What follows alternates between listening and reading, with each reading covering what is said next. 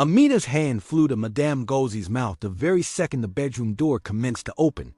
"Don't speak," she whispered, breath tight, eyes huge like the ones of a gazelle cornered by a lion. On the opposite facet of the door, a person's voice drifted via the crack, calm, bloodless. It turned into Chike Okafor, Madame Ngozi's husband, speaking at the telephone as if he had been ordering a brand new Ebata from the tailor. "She's 48, no baby. Her mother and father are long past. Everything might be mine." We ended quietly this night. Amina, as coronary heart slammed so difficult in her chest, she thought the sound of my own Maid betrayed him. Madame Ngozi's fingers clutched her wrists. The two women stood frozen inside the gentle glow of the hallway light. One in a blue lace wrapper, studying glasses placing from a golden chain. The alternative in a plain maid's get-dressed, conserving a stack of towels that all at once felt as heavy as a sack of yam. The doorknob grew to become. Chike took a step. Amina didn't breathe. Then, just because the door began to open, he stopped. He laughed into his phone low, bitter, dangerous, and the door eased shut again. "Don't worry," he told whoever turned into on the line, his voice fading as his footsteps moved away. "I'll make it look like infection. In the end, she is careworn. The employer consumes her day and night time." The call ended. Silence swelled inside the house like a drum ready to be struck. Madame Ngozi checked out Amina, her face washed light like linen caught in surprising rain. Amina swallowed hard. "Ma," she whispered, her hand trembling, however her voice regular. "Please listen to me first." And so the longest, darkest night in their lives started out. That morning, earlier than risk confirmed its face, the sun had risen golden over Lagos. Palm fronds bent gently inside the breeze, and the white mansion in Ikoyi woke like a deliverer sliding easily from the harbor. Gates rolled open with a metal sigh, sprinklers hissed throughout manicured lawns, and the kitchen filled the air with the odor of fresh akara and candied tea. Amina were wakeful considering that 5 a.m. she always was. She moved like a quiet harmattan wind, sweeping, mopping, folding. She organized plant life through the piano, polished the glass rails with the aid of the staircase, and wiped the marble floors until they shone like none the less water.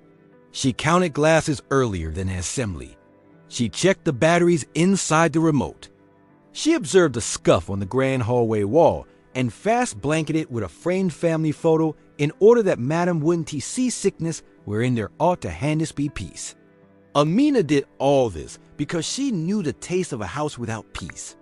Her mother and father had died years ago, her father first, then her mother like two candles blown out by using the same cruel wind.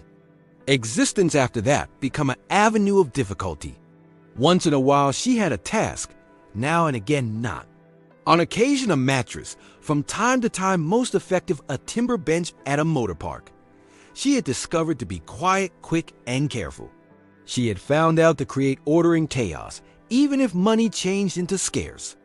When she got the task in Madame Ngozi's house 3 months in advance, she promised herself, "Give this house your quality. Make it run like a track." And Ngozi noticed. She was the CEO of Nigeria's biggest fabric business enterprise. Her designs displayed in stores from Yaba to Victoria Island. Her voice turned into firm, but her spirit became truthful. When Amina worked well, she said, "Thank you." She often wore blue lace wrappers, her glasses sliding low when she examined. A few evenings, when paintings ran past due, she would name Amina into her observe. Together, they would percentage tea and speak nothing heavy, just small matters, books, or how the Lagos streets sang after rain. "Your palms are careful," Madam stated as soon as watching Amina set up roses. "Cautious arms keep a home from breaking." "And careful eyes too, Ma," Amina replied with a shy smile. But there's been one shadow inside the residence, Chike Okafor. He was tall, handsome, 55, with a smile that by no means touched his eyes. He didn't work. He didn't want to. He rode in Madam's non-public jet, drove her automobiles, and sat along with her agency's board as if it had been his birthright. In public, he waved to cameras, searching every bit the captivating spouse. However, in the quiet corners of the mansion, his laughter cut sharp like a blade. He could fling his shoes in the middle of the living room and go await him there for a person else to stumble over. He could clap his fingers for greater palm wine, pronouncing, "What's the use of wealth if we cannot live unfastened?"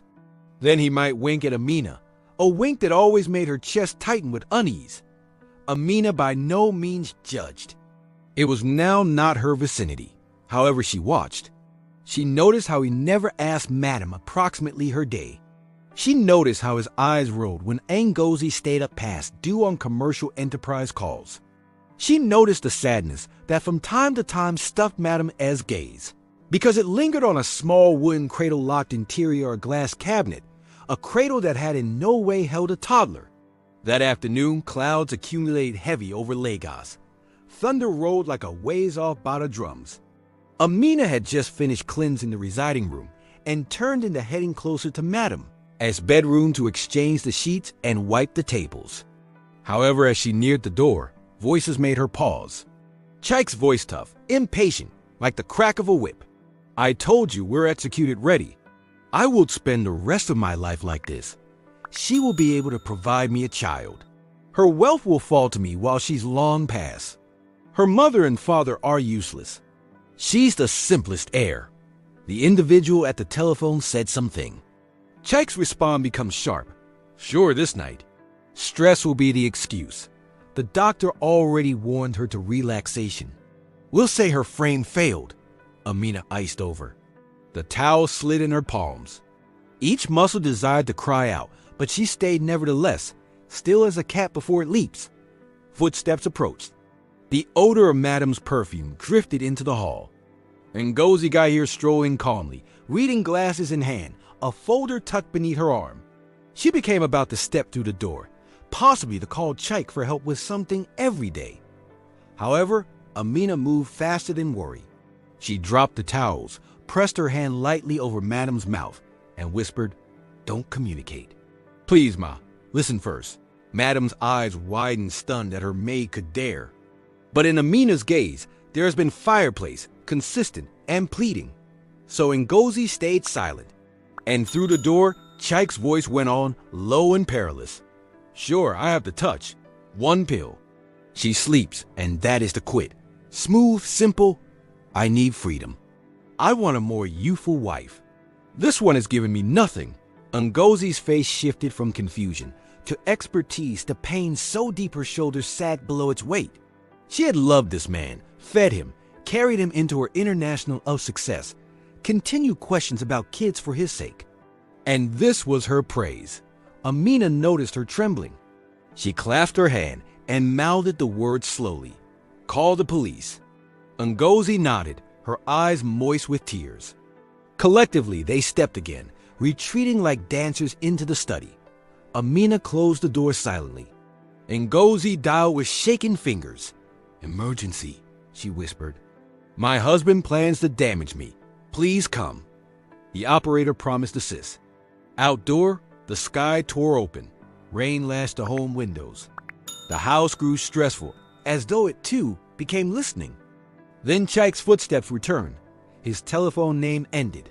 He hummed a track, walking nearer in the direction of the study. The manage grew to become. Amina looked closer to the window, however, then, faint at first, got hear the sound of sirens. They grew louder, weaving via the moist streets of Ikoyi like silver snakes. Chike smiled as he driven the door open, best to find his wife like, but company and Amina's status in front of her like a small tree refusing to bend in a typhoon. "What is this?" he asked, voice silky. "Assembly I wasn't invited to?" Amina lifted her chin. "Ma, stand at the back of me." And in that second, the front gates burst open. Police boots struck the marble ground. Lightning cracked the sky. Chike's smirk faltered.